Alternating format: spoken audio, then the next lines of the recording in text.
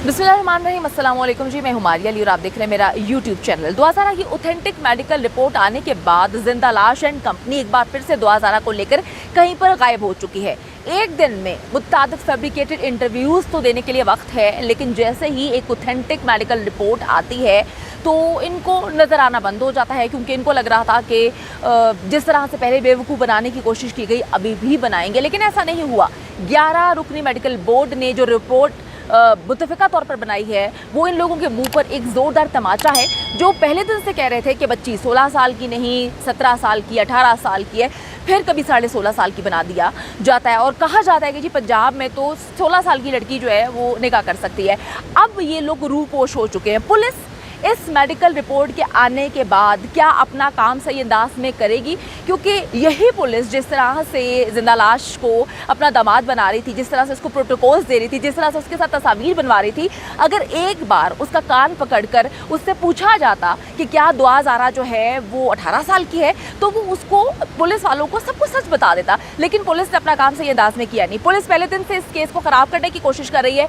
अभी भी पुलिस चाहती है कि इस केस को ख़राब किया जाए और ये बताया जाए दुनिया को कि एक लड़की थी जिसने भागकर शादी की और शादी करना बड़ा नॉर्मल है। अच्छा जी, क्या जिंदा लाश एंड कंपनी को 24 घंटों में गिरफ्तार किया जाएगा? इसकी ताज़ा तरीन सूरत हाल क्या है? मैंने रब्ता किया सीनियर सहाफ़ी शाहिद हुसैन साहब से, जो पहले दिन से इस केस को एक न्यूट्रल अंदाज में ना सिर्फ रिपोर्ट कर रहे हैं बल्कि ऐसी रिपोर्टिंग कर रहे हैं कि सारे लोग जो है उनकी बहुत तारीफ कर रहे हैं। अस्सलाम वालेकुम सर, उम्मीद करती हूँ कि आप ठीक होंगे। शाहिद साहब बताइएगा कि अब होने क्या वाला है? जी मारिया, बहुत शुक्रिया। देखें, ये हम सब की फ़तह नहीं है, ये उस माँ बाप की और वो माँ बाप जो एक मज़लूम है जिनको इंसाफ नहीं मिल पा रहा था, ये उनके लिए बेहतर केस है। और मुस्तक़बिल में अगर कोई किसी की बेटी के साथ इस तरह की हरकत करेगा तो ये केस उसके लिए भी, उन सब के लिए भी मिसाल बनने जा रहा है। यानी कि जिस कमिटमेंट के साथ आप और इसके अलावा दीगर हमारे जो दोस्त हैं जिन्होंने जद्दोजहद की है, ये उनके लिए ये एक अच्छा और एक बेहतरीन जो वो साबित होगा कि ये अगर हम सही मानों में अगर माशरे की पॉजिटिविटी के लिए अगर सहाफ़त करें तो हम माशरे की बेहतरी के लिए काम कर सकते हैं। ऐसा नहीं है कि हम कभी भी किसी के एजेंडे पे काम करें, उनकी प्रमोशन करें और तबके में जो मज़लूम और जो पिसे हुए लोग हैं या जिनको इंसाफ नहीं मिल पा रहा, उनके लिए जो है वो इंसाफ ना हो, तो ये हम सब के लिए जो है वो समझ लें कि परेशानी का सबब होगा। लेकिन आप हम सब कर सकते हैं और इंशाल्लाह मज़ीद माशरे की बेहतरी के लिए काम भी करेंगे। ये जो केस है, मेडिकल की रिपोर्ट देखें, 2 दिन से, आप 3 दिन से, बल्कि जब ये टेस्ट हुआ था हफ्ते के रोज़, तब से हम रिपोर्ट कर रहे हैं। मैंने आपको उस वक्त भी बताया था कि देखें, जो ज़राए हैं जिन्होंने एक्सरे की रिपोर्ट ली, उसके बाद फिर मेडिकल बुनियादों पर भी हमने वहाँ पर भी चेक किया, अपने ज़राए से मालूम किया। आप यकीन माने, ये जो एक्सरे की जो फिल्म थी, जो तस्वीरें थी, ये हमने ज़ाती तौर पर जाके मुख्तलिफ जो माहिर रेडियोलॉजिस्ट हैं उनसे बाहर जाके भी चेक करें, अपने दिल की और अपने ज़मीर की तसल्ली के लिए उनसे भी, प्राइवेट लोगों से भी हमने जाके पूछा कि यार इसकी उम्र कितनी है। तो उन लोगों ने भी हमें यकीन दिलाया था कि उम्र जो है वो 15 से 16 के दरमियान, नियरली जो है वो करीब तरीन जो है वो 15 साल के है और उससे ज़्यादा उम्र हो नहीं सकती। यानी कि इस केस से लगाव ये था कि हमने इन्हिसार नहीं किया उस चीज़ पे बैठ के कि पीर के रोज़ रिपोर्ट आएगी और उसके बाद हम उस दिन रिपोर्ट करेंगे, या जो सर्विसेज हॉस्पिटल के हमें ज़राए ने बताया हम उस चीज़ को रिपोर्ट करके खामोश होकर बैठ जाएँ। नहीं, कमिटमेंट इस केस से ऐसी थी कि मुझे तो खुशी हो रही है आप ये चीज़ बताते हुए कि हम एक्सरे लेके घूमते रहे कि पता चल जाए कि बच्ची की उम्र कितनी है। इस हद तक हम आगे गए हैं। तो आप यकीन माने कि हम समझते हैं कि अगर सहाफ़ी, हमारा जो मीडिया है, ये अगर पॉजिटिविटी की तरफ या सिर्फ़ और सिर्फ माशरे की बेहतरी के लिए काम शुरू कर दे तो यकीन माने कोई भी बड़े से बड़ा माफिया, बड़े से बड़ा रियासत का दुश्मन, अवाम का दुश्मन यहाँ पनप नहीं सकता। यानी कि उसकी इस मुल्क में, इस माशरे में कोई ठिकाना नहीं है, उसकी कोई जगह नहीं है। जो अवाम के ख़िलाफ़ होगा, जो अवाम को इंसाफ नहीं देगा, जो अवाम को उसके हकूक़ नहीं देगा। बाकी रिपोर्ट पेश हो चुकी है। आज का दिन यानी कि 5 जुलाई का जो दिन है बड़ा अहम है, इसलिए भी मुझे कुछ राय बताते हैं कि जो सिंध हाई कोर्ट के पहले वाला फैसला था उसको चैलेंज किया जा सकता है कि जिसमें उम्र का तयन जो किया गया था वो सर्टिफिकेशन टेस्ट की बुनियाद पर, तो वो 16 और 17 साल के दरमियान था।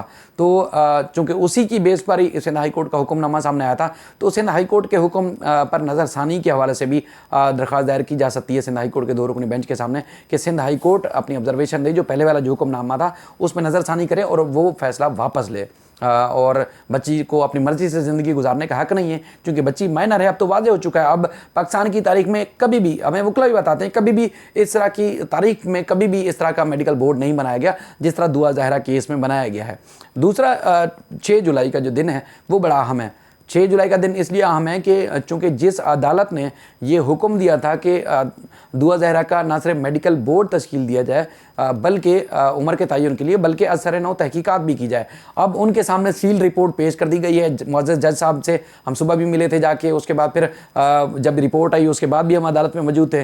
तो आप यकीन माने जज साहब के जो परसेप्शन है ज़ाहिर है वो फैसले से ही ज़्यादा वो होगी, लेकिन अब किसी भी यानी कि अदालत या मेडिकल बोर्ड के ऊपर आप ऑब्जेक्शन नहीं कर सकते, क्योंकि अब तो चीज़ें खुल के वाज़ेह हो गई हैं कि मेहदी अली काज़मी साहब जो दस्तावेज़ात की बुनियाद पर, या माँ बाप से बेहतर बच्चे की उम्र का और कौन बेहतर बता सकता है। यानी कि अब वो पत्थर के दौर में तो नहीं रह रहे ना कि जिसमें माँ बाप को पता नहीं होता कि उनके बच्चों की उम्र क्या है। अब तो हर चीज़ रिकॉर्ड पर मौजूद होती है, उनके पास सारी चीज़ें रिकॉर्ड पर मौजूद थी। तो ये पत्थर का ज़माना नहीं है, जदीद दुनिया में रहते हैं। उनके पास जो दस्तावेज़ात थी वो दुरुस्त साबित हुई, और उसके बाद फिर अब जो चीज़ें सामने आई हैं इसका मतलब ये है कि उनके मौके को तक़वियत मिली है। तो अब कोई जवाज़ नहीं है कि लड़की जो है वो उनके पास रहे। बहरहाल मैंने गुज़श्ता रोज़ भी जिब्रान नासिर साहब से बात की थी, तो उनका ये कहना था कि हमारी ये कोशिश होगी कि जल्द से जल्द बच्ची जो है वो वापस आए, और माँ बाप या माँ की आगोश से सबसे बड़ा जो है वो कोई शेल्टर हो नहीं सकता। तो इसलिए माँ बाप के पास उसको वापस आना चाहिए, और जो मुल्ज़मान हैं उनके खिलाफ़ कानून के मुताबिक अगर पुलिस कार्रवाई करे और फौरी कार्रवाई करेगी तो यह हक और सच की ज़्यादा बेहतर साबित हो सकता है। दूसरा, अगर पुलिस आज खुद भी कार्रवाई नहीं करती तो ज़ाहिर है वो अदालती जो फोरम है उनको इस्तेमाल किया जाएगा, और अब आपको इंशाल्लाह अच्छी अच्छी खबरें मिलेंगी, और उन लोगों के लिए हमें अब शर्मिंदगी का जो है वो सबब बनेगा, या उनके लिए हमें उनको एहसास दिलाना चाहिए कि आप जिन चीज़ की प्रमोशन कर रहे थे अब वो चीज़ें वो नहीं रही।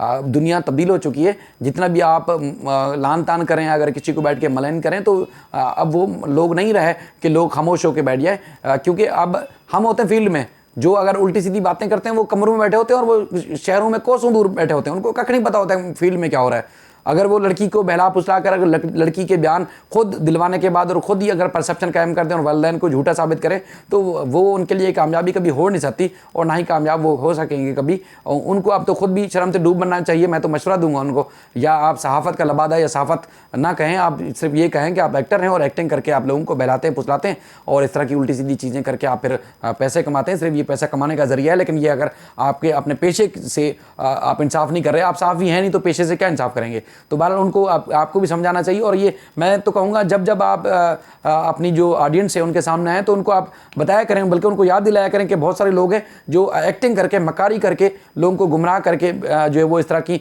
तरवीज देते हैं और उनको प्रमोट करते हैं इस तरह की शादियों को। तो उनको शर्म दिलाने का अब जो है टाइम आज आ चुका है, और बल्कि मज़ीद अब आता रहेगा। उनको हर वीडियो में और हर दिन हर लम्हा याद कराना पड़ेगा। आप भी याद कराएं, और हमारे तमाम दोस्तों को भी चाहिए कि उनको याद कराते रहें। बहुत शुक्रिया शाहिद हुसैन साहब। पुलिस को अब जो है वो शर्म करनी चाहिए, ये जो शर्म है सिंध पुलिस को करनी चाहिए।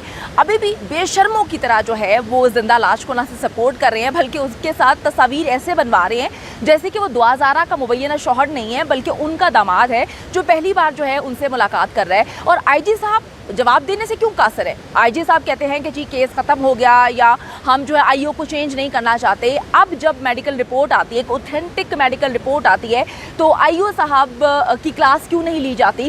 क्यों नहीं पूछा जाता कि आपने सही अंदाज में तफ्तीश क्यों नहीं की? अगर आप सही अंदाज में तफ्तीश करते, और पहले दिन से आप जो ये कहने की कोशिश कर रहे हैं कि बच्ची की उम्र जो है वो 16 साल की है, अगर पंजाब में उसने शादी की है, और 18 साल की, यहाँ तो केस ही नहीं बनता। आप तो पहले दिन से इस केस को ख़राब करने की और ख़त्म करने की कोशिश कर रहे हैं। ऐसे काम ना करें, खुदा का खौफ करें। सैटरडे को मेडिकल होता है, और ये वाज़ेह तौर पर मेडिकल बोर्ड ने बता दिया था कि मंडे को वो रिपोर्ट जो है पेश करेंगे। तो दुआ ज़हरा को वहाँ पर क्यों नहीं रखा गया?